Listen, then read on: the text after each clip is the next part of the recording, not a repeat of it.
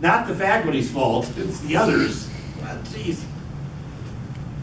At any rate, so yes, and the thing is, if there's any kind of tax reform, we're gonna lose those, and that's really gonna hurt. I've cried to you about this before. All right, but other taxes, no.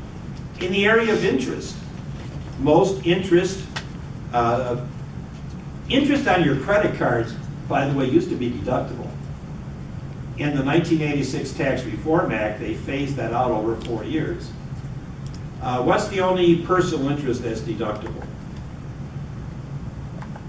Well, the mortgage, that we'll talk about in a second, that Tracy brought up. I believe student loan interest is deductible from gross income and arriving at adjusted gross, but most other is not. Let's talk about mortgage interest. And again, this is another area that's under attack. I'm sorry, it's under attack. If we have tax reform. Okay, so put down mortgage interest. Interest on a mortgage on a first and second home. Interest on a mortgage on a first and second home. By the way, for some of you in here, you'll be pleased to know that a yacht qualifies as a second home. Interest on a mortgage on a first or second home is deductible to the extent that, you know there's limitations here, to the extent that the mortgage does not exceed, to the extent that the mortgage does not exceed the cost of the home plus improvements, the cost of the home plus improvements, or, remember the Austin Powers film, the first one? What's the dollar amount? $1 million. That Austin Powers thing, the guy came back and he's going to hold the world hostage for $1 million. Jeez. That's not, well, it's not for us, but not for most of these athletes, jeez.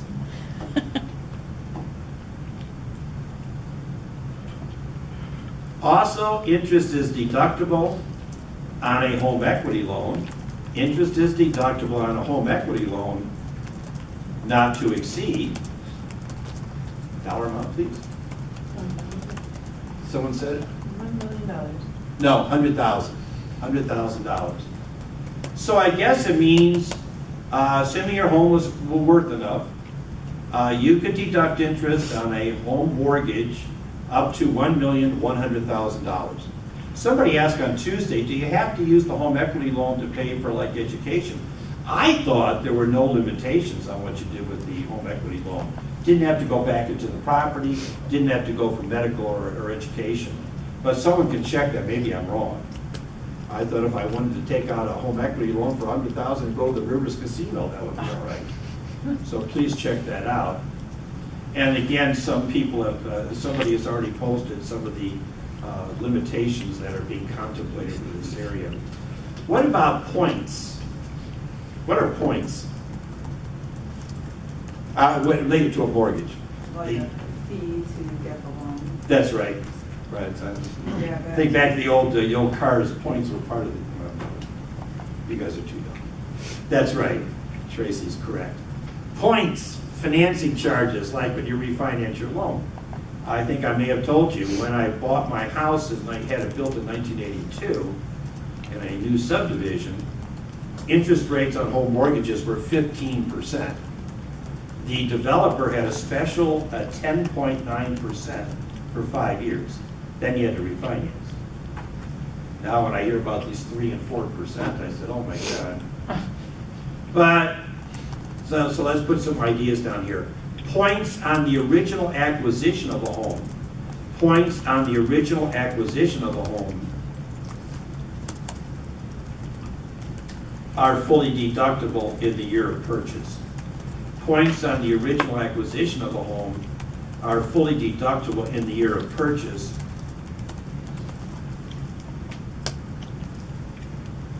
Even if they're rolled into the mortgage. Even if they're rolled into the mortgage amount.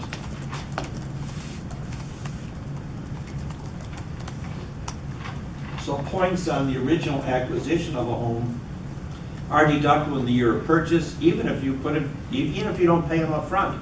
You include them in the mortgage amount. Okay, but points on the refinancing of a loan. Points on the refinancing of a loan. We refinanced at 8 3/4, another good rate at the time. Points on the refinancing of a loan must be what? Anyone know? Capitalized and amortized. They must be capitalized and amortized over the life of the new loan. They must be capitalized and amortized over the life of the new loan. Now, you don't have to write this down because your hand's getting tired, but what if you refinance again? Then you take the points on the second refinancing and capitalize and amortize those, and the unamortized points from the first refinancing become immediately deductible. Because there could be times when you would refinance more than once. Okay, remember the next exam was going to have matching, our favorite area. And many of your unreimbursed employee business expenses, would be what letter? Remember the matching letters. Hold on to that sheet, it's going to be on the next exam too. A through H. Unreimbursed employee business expenses are what? Miscellaneous itemized deductions subject to the 2%. So what letter would that be? G as in golf. That's G. Exam 2 might have a lot of G. What letter never appears on exams? F. So don't put it down. Oh, Bill, I put F down on 3 and 1 this time. G, unreimbursed employee business expenses are all those that are subject to limitations like the 2% reduction. G. Oh, F is the itemized deductions that are not subject to limitations. The only thing are personal taxes, and those aren't on the exam, on the matching, so don't use F. But all the job hunting and the uniforms that we talked about, those would all be G. Let's do a few more here, because I did some of the other class.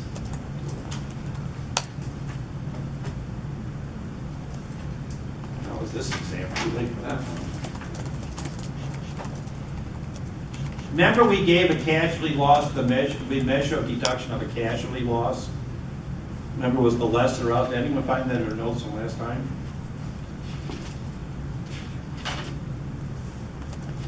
The lesser of the reduction in value or the adjusted basis of the property, remember that? Someone find that. Reduced by $100 per casualty and reduced by 10% AGI. It is in the notes, yes. That's another letter G, isn't it? That's another letter G, and that would also be on Schedule A. What about this? A history teacher at the high school level in the summer travels around to exotic locations and then insists on deducting them on their tax return, so we have to subsidize their summer jaunts. Now, I know what answer I'd like to have that. I'd like to say H, not deductible, but and if you put that down, I'll accept it. But it should probably be G, because it's probably an unreimbursed employee business expense, that in the aggregate has to be reduced by 2% of AGI. So that would be another letter G. But isn't foreign travel restricted?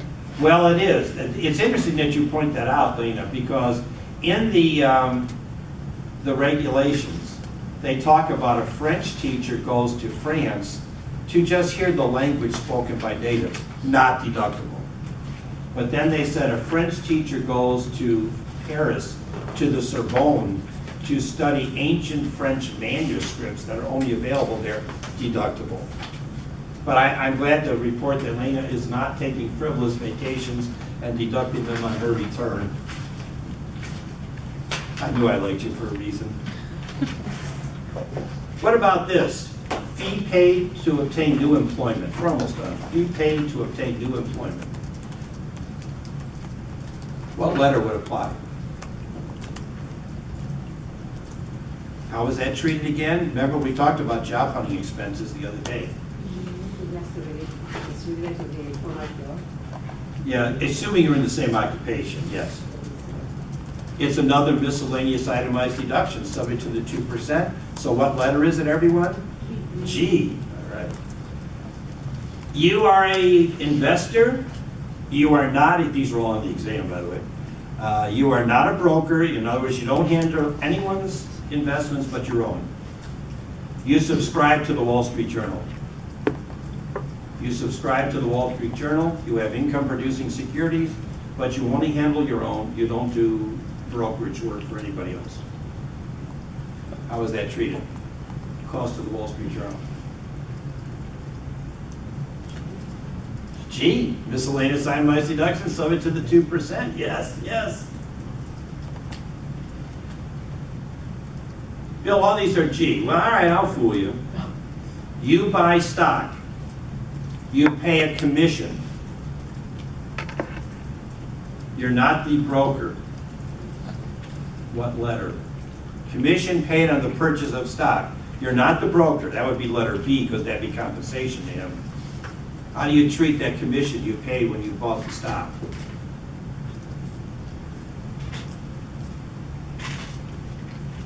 Isn't that part of the cost of your stock?